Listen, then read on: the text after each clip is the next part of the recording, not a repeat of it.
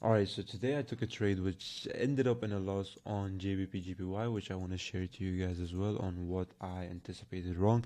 So as you can see, we took a trade off of this entry right here, which was our fair value gap, and I thought that price was going to tap into this and we were going to go bullish, which was my entry point, which got neglected, and it went and it stopped me out where I had my stops below the sweep right here and the order blocks. Yeah, so it stopped us, and it started to create lower and lower lows and just continued the trend that was a bearish trend, which I failed to realize just to the lack of my daily bias, which I need to sit and backtest and study well for hours on end to just perfect.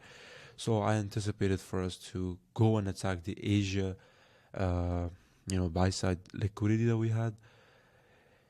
And the main reason why I anticipated that is because for the lows of Asia that we had right here, we had the news which had this candle basically take it out, which was an indecisive candle. It was a doji candle, which I should have realized that the lows weren't taken because it did not close below this, and that made me go on a loss. So I'm gonna be studying more on this and overall, and I could be wrong here and there, but as for my strategy and what I know, that is where I really went wrong. And yeah, I took my trade based off of the sweep and the fair value gap and the break of structure that I had, aiming for these, and the final TP was at the overall buy stops that we had for the Asia highs.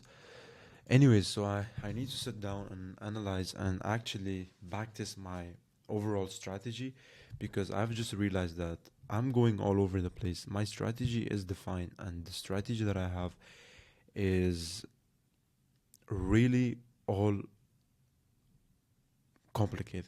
And that's really what I want to say, is that I need to simplify my edge and like within the market and have something that's very simple and precise, because I have multiple and multiple confirmations with different time frames and I do not like that. So I need to break down everything, and that comes from journaling and just backtesting, which I need to do, and I need a lot of time on my hands.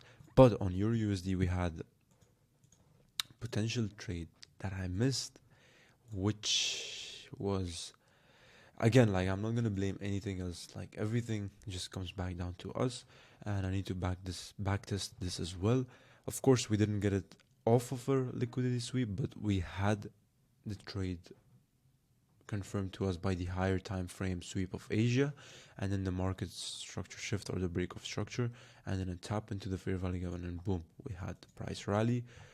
So yeah, catching or filling the liquidity void that we have over here, basically for the smart money to fill their orders. Practicing my overall strategy and just journaling everything to just perfect my edge within the market. And I know everything does come with time, and it takes time and effort and blood and sweat and tears for us to put within this thing, for us to get that result that we expect. And I know the journey is going to be hard. Just you guys to ride along with me within this journey, and I'll share the lessons and everything that I gained from this. And stick around, and I'll see you guys at the top. Take care.